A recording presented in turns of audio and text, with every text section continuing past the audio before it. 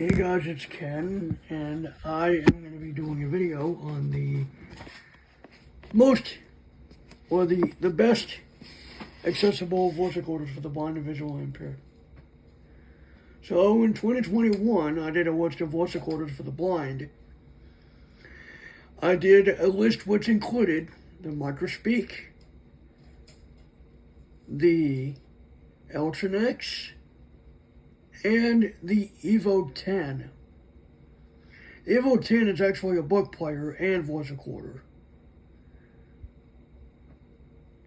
But what I'm going to do today is make an updated list of the best accessible voice recorders for the blind and visually impaired. And with me, I got Blake on Team Talk.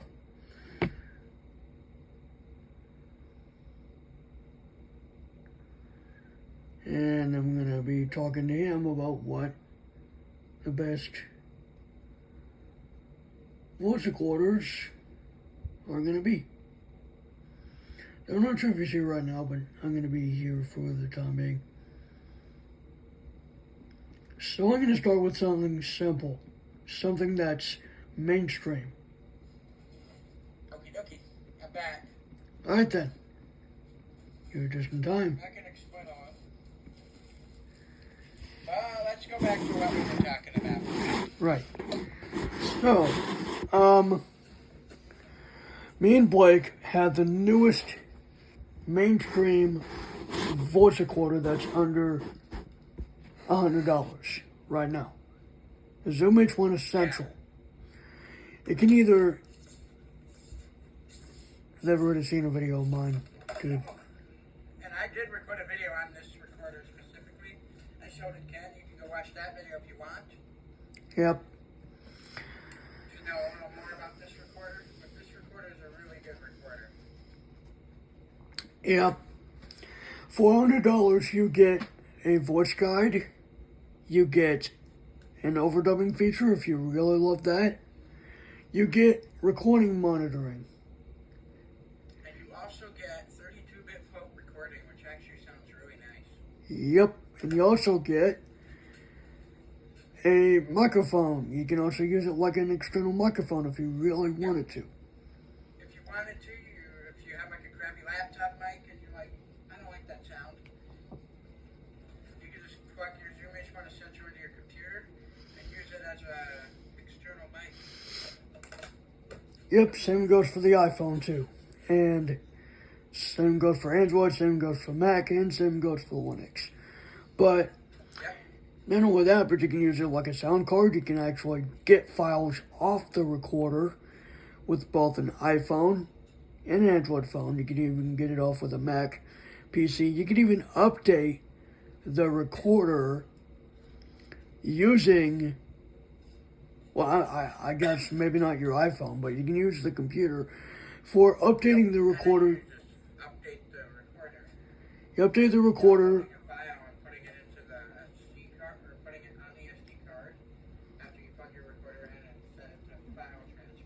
Yeah, and then, you have to do that. And another thing is you get an accessibility shortcut on there as well. So that's a lot. Yep. Packed I can in. show you the accessibility shortcut if you want. I'll turn this on for you. Give me a sec. There, my recorder's on, so I'm going to show you this. Okay. Standby. Remaining. Now it's on. Red standby. Accessibility off. You press and hold the side button, which is the menu key, for a few seconds, and it shuts it off. And if you want to turn it back on, you just do the same thing again. Accessibility on.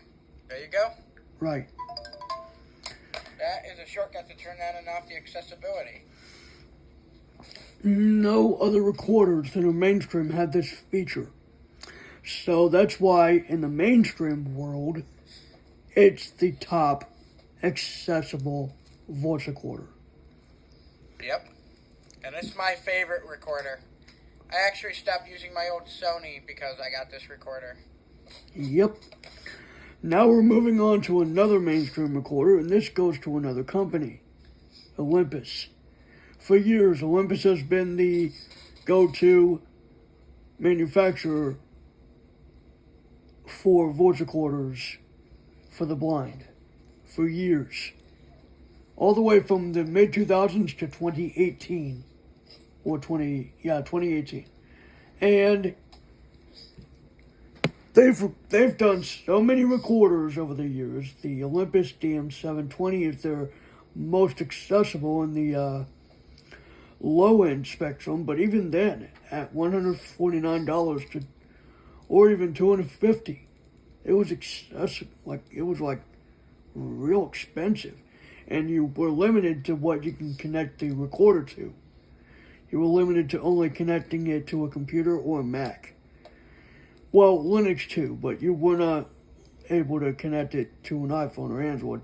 Not unless you had, at the time, a USB-A female to Lightning adapter for iOS. And at the time,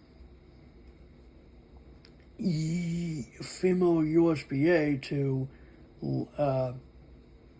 actually USB-C for Android, because Android, even back in USB-C to C. Actually, you would have to have a C to C cable if it had USB-C on it.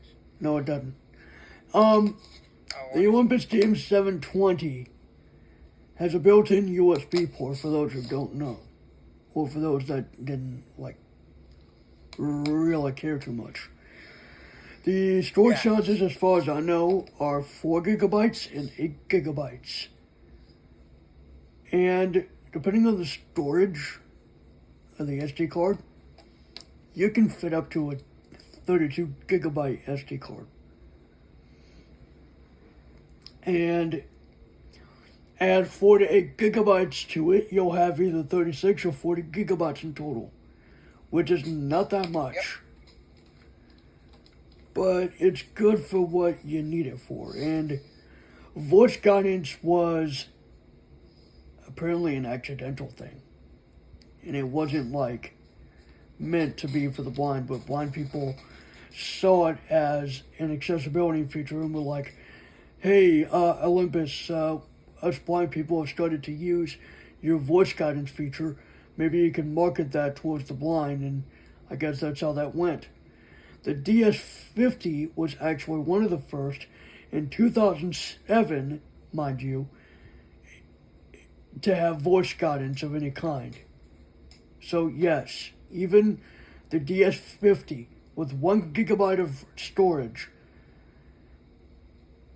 actually was able to be used by the blind in 2007 or 2009. I don't know which one. Either 2007 or 2009, one of the two. I think it was 2009. But it was the late 2000s all the way up until 2018. Bryant left channel. Bryant has logged out from Chris's server. It don't matter. Sorry about that. Just ignore that. That was just a disconnect from somebody. Yeah, it was a disconnect from somebody. In fact, their channel is actually on YouTube, so subscribe to Bryant 9000, whatever the heck his channel name is. That guy. Anyway, back to the discussion. Now, there are some low-end Olympus voice recorders that speak. Now, I'm not sure if this is true or not. The Olympus VN541 PC is supposed to be one of those recorders. It's $60, and it's supposed to have a basic accessibility feature. So basic to where it only gives you the battery status and recording features. I mean, recording like notices, like, hey, the recorder has started recording. But I'm not sure if that's a true thing or not, so don't quote me on that. Sony has not had any accessibility whatsoever. Unless if you count the beeps as an accessibility feature, which some people might. Some people might. Because the beeps give a somewhat indication. So I guess if you want, you can... Sony does have series of beeps for different functionalities, such as play and pause for playback, or record, stop recording, and pause recording. Yep. The menu system is simple, at least on the Olympus, Sony ICD UX 570 or whatever that recorder is. Yeah, that's what mine is, the UX 570. Yeah. Still got a simple menu, but you still have to focus. You still have to remember where things Yes. are in it. Yes. Now, let's talk about recorders with a start and end chime, because by start and end, I mean power on and off chime. There are several companies that have this type of recorder where there's a turn on and turn off. Olympus has one. Sony has one. And so does Zoom. And Well, this one here. Sony kind of does have one a little bit if you think about it, but not really. Zoom has And one. then mine is, now Zoom has one. I haven't heard, Zoom used to never have them, but this time they do. And now it sounds like this.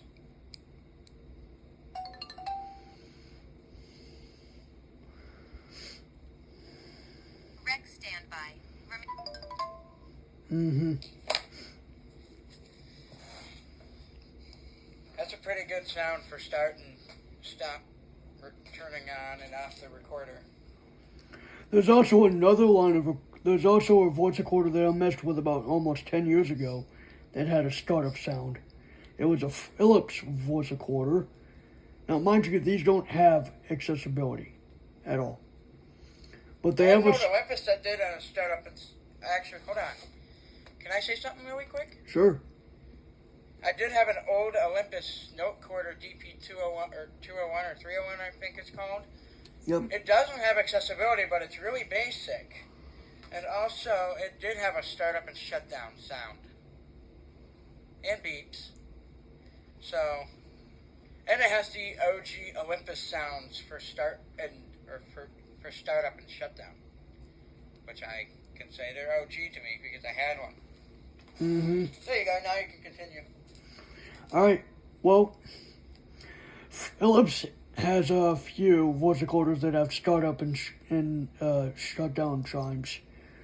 But again, like Blake's note recorder, it's not accessible. Now, it does get the blind user indications, like when it's on and off. So I'll give them credit for that. Definitely appreciate when something has some sort of indication that tells somebody that, hey, it's turning on.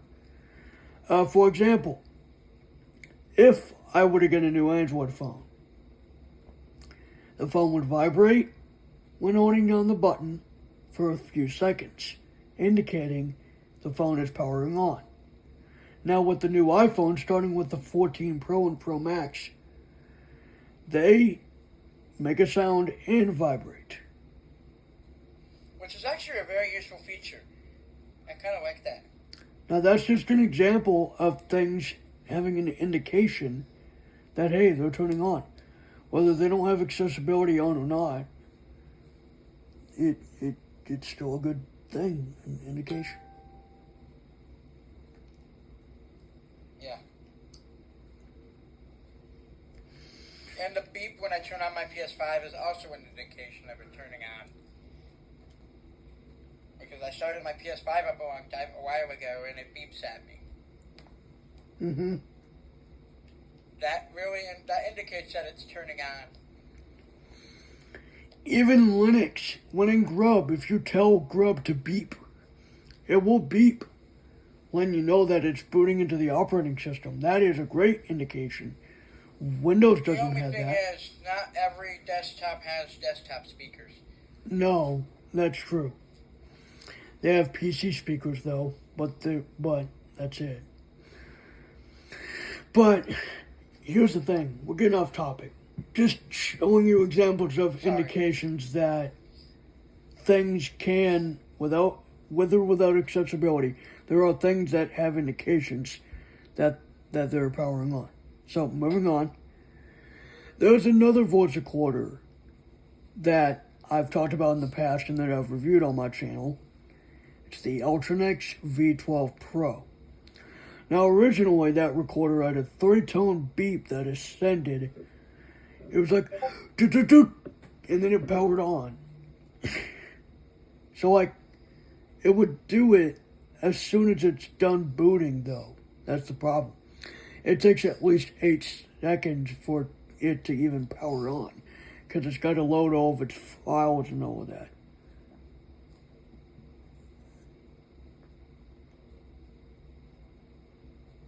Yeah. And when it shuts down, it says shutting down. But now it just says enabled. Folder A. But that recorder is even more accessible than even the Zoom. Because even though it doesn't read off the file name even though it doesn't read off the file name, it does, however, give an indication of what file is which, like 1, 2, 3, 4. It gives a number for each file, all the way up until, like, I don't know, 100, 200, 300, I don't know. But it's pretty endless, and you can record up to 50 hours on that thing. Not kidding. 50 or 60. And it's got 16 gigabytes of internal memory. On Windows, it shows up as 32, but I'm not sure why. But so the Ultranex is not mainstream at all.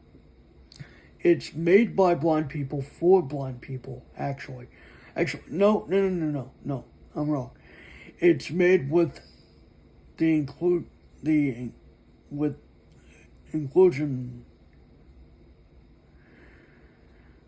It's made including 9:30 p.m. Like, it includes the involvement of blind people when they were developing it. They had beta testers, I'm pretty sure, throughout the 4 or 5 years of updating that it received. Maybe even longer. It became a great recorder. Even today, it's still a good recorder. It may not hold up as well today because of the advancements in technology like Zoom's 32-bit float, but if you want a more basic recorder, don't get that. Get the Olympus DM720, or get the Olympus DM620. But then there's also another recorder that's way more basic than anything. It's also not a mainstream recorder. It's the Microspeak, or Microspeak Plus. Dylan Mac on console has logged out from Chris's server. Okay. It's fine. He disconnected. It's fine. Did you mute your computer? I'll mute the speech. How's Hey that? guys, what's up? Speech mode off. Oh, Chris. Recording a video. Me and Blake were recording. You should have gone somewhere else.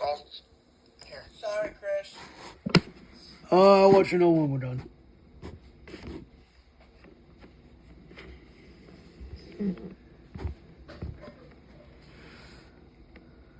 Okay, you can continue now, Ken. Yeah.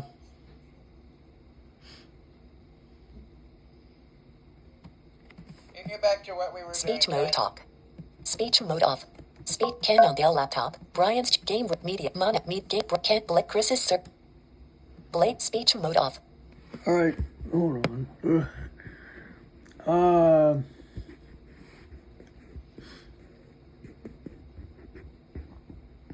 What were we talking about? The Microspeak recorder is the most basic recorder out of all of them for the blind, and is not really recommended unless you really need a basic voice recorder. But the sizes, again, it's ridiculous. There's a 4 gigabyte model and an 8 gigabyte model. One for visually impaired, one for the blind. One for visually impaired just adds the green light. One for the blind does not. And it was once sold on Amazon, and it has a micro USB port and a headphone jack. Yeah, I said micro USB and headphone jack. No SD card, no external storage. The only way to get the recordings off is with the supplied USB cable. That's all I'm going to say, and with one person interrupting, I think that's all I'm about to say. But, yeah, me and Blake have had Blake's first accessible voice recorder is definitely the Zoom H1 Essential. And, yeah, the Zoom H1 Essential is my favorite accessible recorder of all time. Yep. Thank you, Ken, for recommending this recorder to me. You're welcome. Because I was been contemplating on buying it, and then now I have it. Yeah, well, it's like you gotta have an accessible recorder that's better. I ordered it. Love it. I'll keep it forever. Of course I will.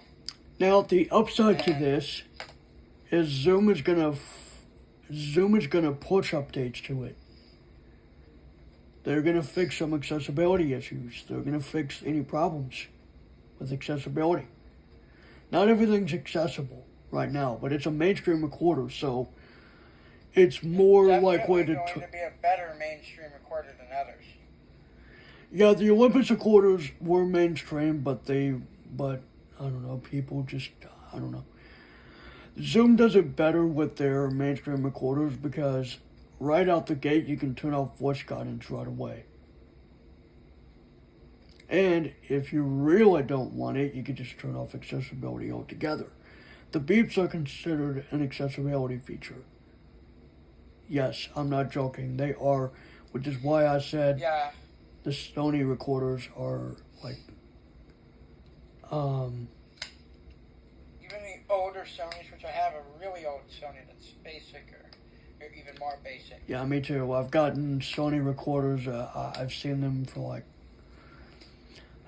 around since like the since about 2010 and maybe even earlier than that. Some are so basic that even you can't even get the files off of it.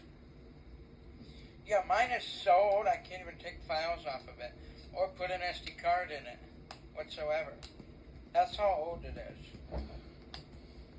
The only way you could get recordings off of it is to record it with a modern recorder and then put them on your computer, which is more of a hassle, so I just say, leave this as time capsules if you want to. And I have recordings on there that I left as time capsules. Some of those recorders existed all the way back in 2011 or 2012.